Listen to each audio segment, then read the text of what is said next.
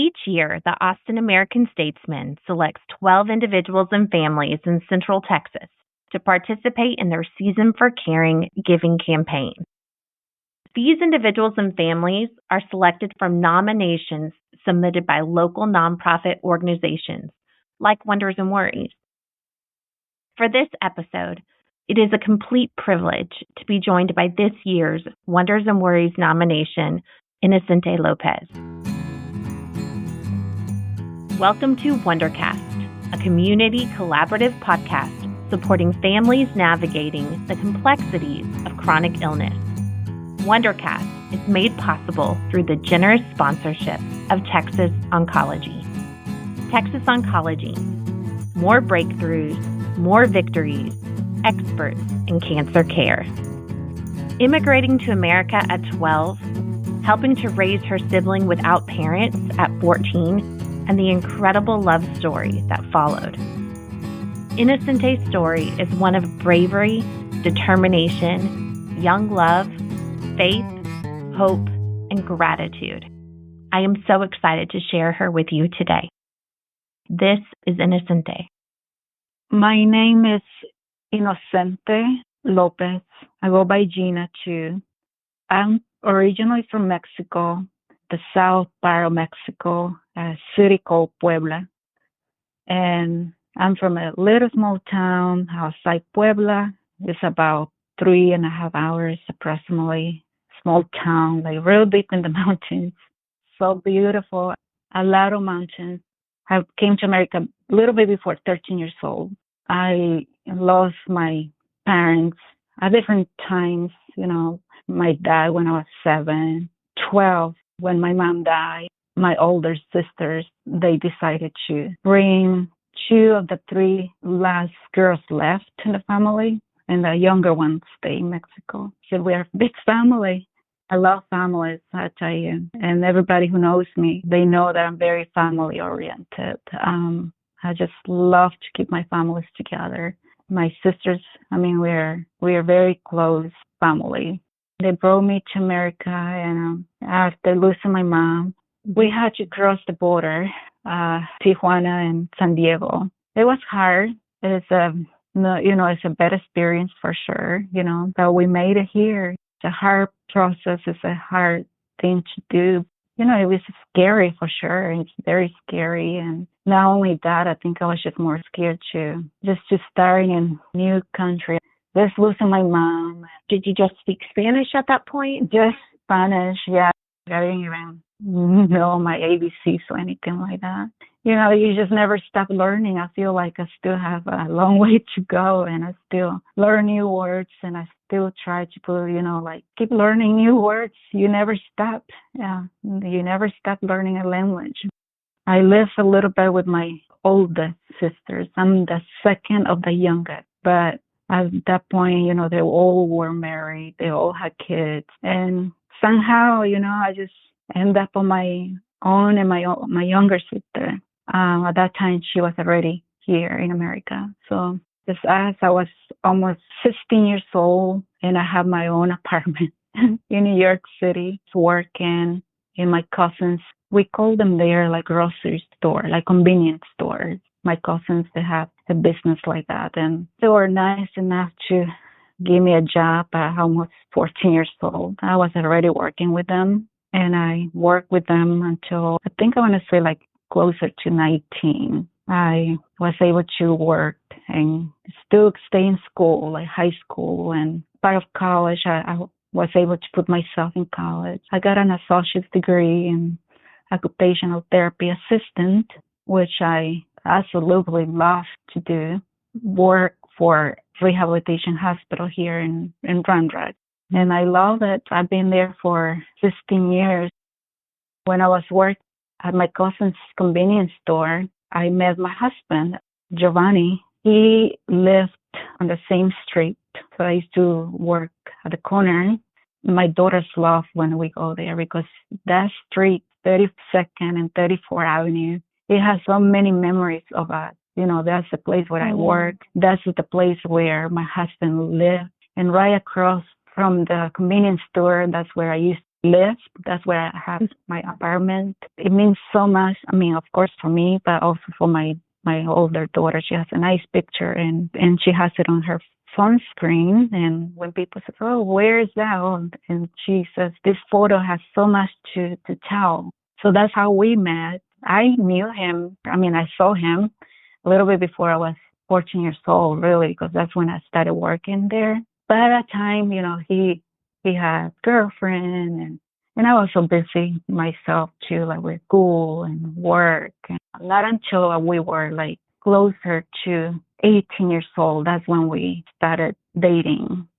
There was this guy, an old man, I call him Santa Claus. He would come to the store every night to have a beer before he went home after work. And we became very, very good friends. And he knew like I didn't have parents, like he knew like that my sister and I lived there ourselves. He learned to really protect us in a way, to look after us. So every night he would come, and honestly he looked like Santa Claus because he was old with a long white beard, big belly. And one day he just showed up and he said, I guess he waited for my husband to come in and Giovanni to come and to the store, and he all this time he said, "Giovanni, I need to ask you for a favor. I won these cheap tickets on the radio for a concert. Can you please take Gina to this concert?" And of course my husband said, "Yes, of course. And that's how we started dating. He really wanted us together, and we were already talking a little bit before that, and here and there, and he really put us together. He really liked Giovanni because every other guy that came and wanted to invite me somewhere or try to take me out, like he would stand right next to me and he would start like moving his leg and his eyes and and I just knew he didn't like that guys that try to take me out or invite me somewhere or things like that. He really, really liked Giovanni, and you just know. You just know when it's the right person. I love how he came into your life, this old man, to kind of be like a father figure. That's really incredible. Yes, Julie, the way I see it, the way I see it now, maybe I didn't see it at the moment. I feel like I'm surrounded by angels. He's always been there.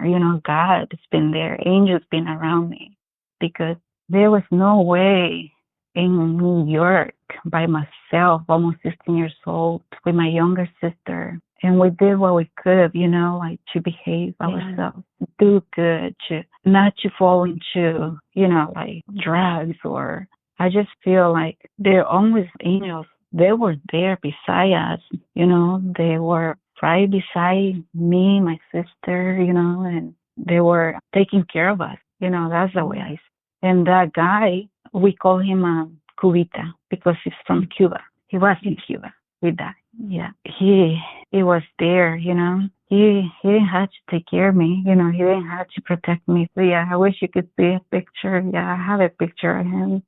So we married. We ended up getting married with my husband, and we knew New York as much as we love New York. It was very expensive, right? We had dreams like buying a home and raising a family. We thought Florida would be a good place to start a family because homes were cheaper at that time. My husband's dad lives in Orlando, so we just decided to move to Orlando. We bought a house, and then I got pregnant, and we had Isabella, is my 20-year-old now. We lived there 3 years because the hurricane scared us away, I guess, because when we first moved there, we experienced Ivan. My daughter was born during those days that Charlie hit. It was very, very scary. And then right after that, other hurricanes hit. So my husband started talking to his best friend, and that was started telling him, that Texas was a good place. Homes were cheap at that time. I don't like moving too much. Two of my sisters decided to move here too. For me that's a gift for me, because how close I am with my sisters, and I feel lonely too in Orlando. So when they said they were moving here, I got really excited. I was just happy, that I was gonna have company, and my daughter Isabella was gonna have cousins to play with. And we knew, I don't know why we end up just having them too far apart, but I always say there's a purpose. That's the way God wanted it. Aaliyah came when Isabella was 12 years old. Isabella, she always wanted to have a sibling, especially because I'm from a big family. We kind of weigh a little bit, make sure everything financially okay or things like that. Yes. Yes. He's one like that. He's very he gets ready. He's a planner. That's the word, yeah. I mean, we just end up traveling a lot too with my daughter. We like traveling. Has she ever gone back and seen Mexico? Oh yeah, I take them. Isabella's been multiple times. Aaliyah's been 3 times already. My parents left just a tiny little piece of land for all the kids, right? Mm-hmm. And we're trying to conserve that little piece. The kids, we can pass it on to newer generations. And that's one thing I tell my daughter. Try to keep that memory, You've added all of this new experiences of new cities and traveling to your girls' lives, but I love that you've also connected them to your past. I love that your daughter had the corner where you met her dad as her screensaver on her phone. Yes. Oh, she's a very amazing, not because she's my daughter, and just because she's my daughter, but she has a heart. Both of them, the little one too, they treasure little things that we don't really think about things, just like you said, just looking at the corner every time we go to New York. And I did tell her, that's the legacy I'm going to leave. Keep families together. Keep our family together. Love your sister, just stay together. No matter what happens, let's just, you guys had to stay together. Even if I'm not here, you guys had to stay as close as you can, That's so important. And I think that they've seen that even with you when you had experienced loss, how you and your sister stay together, even being so young. That's amazing. You've given them that incredible example already. My older sisters now, we are so close too. Mm-hmm. And I love them. They know we love each other. So we have a beautiful sisterhood. The one that lived with me, the younger one, mm-hmm. Call her my little sister. That she's not little. We only 1 year and a half different. We've been so close. At one point when she was in high school, they always the one who they called to report anything, for parent-teacher conferences and things like that. Even though I was just 1 year older than her, but she always saw me maybe as a second mom, But we are very, very close. And my sister here, my older sister, the 3 of us now, we have each other, and we know that love, is there. And they want to do more for me, but I tell them if I get to that point, I take it. I don't want them to overdo for me right now. I'm still trying to be independent, as normal as I can. You are so strong. Do you want to share a little bit about when you were diagnosed? Yes, around April, started feeling when you have food poisoning type of thing. Mm-hmm. Just I started feeling very bloated, and I started just a lot of hiccups or lots of burps, nauseous, and to the point that I lost my appetite. And when I lost my appetite, I told myself and I told my husband, I like food, I like to eat. So I just decided to, okay, let me just go to the doctor just to maybe something make me sick, right? I went to the doctor and I told the doctor, I feel like something made me sick, but the weird thing is I even lost my appetite and I feel very bloated, very tender, and it feels like it's been like this for a little bit, but now it's worse, And she goes, okay, we're gonna check for H. pylori, it's bacteria.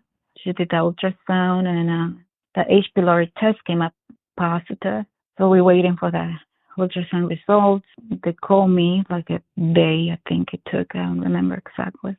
Well, the ultrasound showed that there was a mass in my pancreas and my liver, possibly other areas. So they called me. They said you had to do an MRI as soon as possible. They did the MRI. They saw masses in my pancreas, my liver, my lungs, and there was fluid in my abdomen.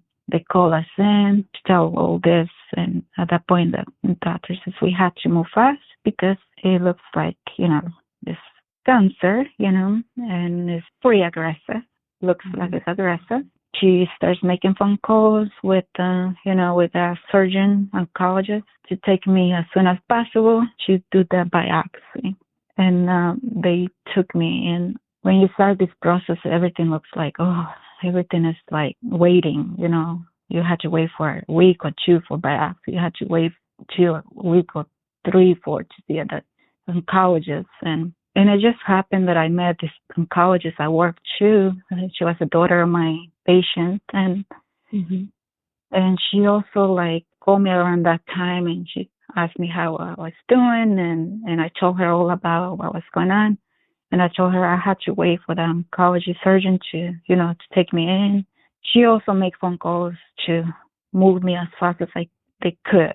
And the reason I like to mention that part because, as you can see, angels they're being around me for sure. So that doctor took me phone calls to the surgeon. They took me for a biopsy, and when they confirmed that I had pancreatic stage 4 with metastasis, which means already spread all over, all the areas. The surgeon also decided to do a laparoscopy. It's like they drained me the fluid that I had. Start talking about chemotherapy. I've been on chemo. I'm on my 9th treatment now, and I had to say that I've been responding well. I had to share this when I went in for endoscopy. We should just wait for 3 hours, I think. During that time, I guess they were done with that endoscopy, and they let me sleep, and finally they woke me up, and I didn't feel scared, like I was feeling before. I felt at peace. They took me to recovery, and then my husband picked me up when we were driving to home, and I told my husband that I had a dream during that time that I was asleep, that I dreamed that there were lots of angels around me and with beautiful white dresses, big, beautiful wings, beautiful faces. I saw God beside me by the table, holding my hand. I couldn't see his face. I just saw a light, but I just saw his hand holding my hand. At that time, I just knew he was right with me, that he would be beside me. He already showed me, even before I went to surgery, that I didn't meet the doctor at work just because, That told me, like, that I'm going to hold you tight. I'll be right beside you through this. Julie has been there. He has shown me, like, in every way possible. My CT scans are looking good. The first one, they done 2 so far. So the tumors are shrinking. My liver is very little. The lungs are clear. My abdominal cavity, they say, is clear too. The fluid also disappeared. The fluid that I had, couldn't do it if I did not have God beside me. And of course, my family, my husband, man, this man has his love for me. I just can't explain it. Since day one, I mean, he's also on it. Like, he's been doing a lot of research, and he's been giving me the best foods, researching, like, foods that help me. He's been buying veggies, like, for juicing. He goes to Whole Foods and Sprouts and looks around, and he spends good time looking at products and making sure he's giving me the best things, to eat. And I know, like, there's a lot of people, like, that been praying, I believe in prayer. I'm a true believer. I pray. I had conversations with to God, and and He's my strength. Give Him all the credit to Him. Has anybody else in your family ever had this type of cancer, or did this just kind of come out of nowhere? We found out that we carry BRCA2. It's a gene mutation in my family. 4 of my sisters, actually, I'm the 4th that has cancer. They have breast cancer, 2 breast cancer, 1 is cervical, and my sister's daughters, 2 of those sisters have breast cancer too. Wow. Is that what your mom died of as well, was breast cancer? The doctor thinks so. Like I said, we're from Mexico, from a very small town, real deep in the mountains. We didn't have technology, like what we do now. But they do believe that one of them had the mutation, the BRCA2. With your 2 daughters, at some point, will they choose the test to see? That's the goal, right? My oldest already saw Texas Oncology, so we started the process. So hopefully my daughter decides to do it. She's a little scared, of course, and I understand, that she's scared to know that she has a gene, but I tell everybody, early detection, makes a difference. Oh, a huge difference. That's the message, from me. Just like your daughter treasures your history, she's now going to also know about your genetic history, which is very important for kids to know. And so I love how open you've been with her and with Aaliyah to help them understand everything. Yes. And there's another angel that I had to mention. I mean, Ashley, she's with you guys, Wonders and Worries. And if it wasn't for her, I don't know what I would be doing right now, helping Aaliyah. Aaliyah just turned 8. I was devastated. Like, something hit me. Like, I know my family. I mean, they're everything for me. I tell you, Aaliyah, she broke my heart. I mean, 7 years old, that's the age when I lost my dad. And then my mom when I was 12, and I just, the pain, I know the pain that she can or she could go through. But Ashley, Wonders and Worries, she's been such an angel, really helping us. Not just Aaliyah, I think, the help that you guys given us in every way. I'll be forever, grateful. I am so glad that your family was selected as Austin American Stateman Season for Caring Family. I love this program so much, and I feel like it is such an incredible way to support families that are trying so hard right now, like your family is. I didn't even know what I was going to go through. I mean, studying, the emotional part, the psychological part, the financial part, it can be a challenge. Oh, it can be devastating. Devastating. Yeah. We just learned not too long ago about my insurance. They canceled my insurance, and I was trying to figure out why, and I don't know what we would have done to pay all these premiums if it wasn't for you guys. No words I can explain that I'm grateful, I'm thankful, I'm beyond grateful, and I just want everybody to know that to me, I mean, I don't have a list of names, but all of you know that who you are, that you are angels around.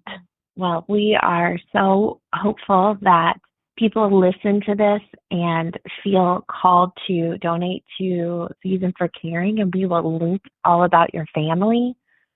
I want to be mindful of your time, and I know that you're still recovering, even though you feel strong from your chemo. I want to just ask one last question. Is there anything that you would have to a listener that might listen to you talk, who maybe just heard about his or her new cancer diagnosis? Do you have any advice for them? I just gonna say, hold on tight to God's hands.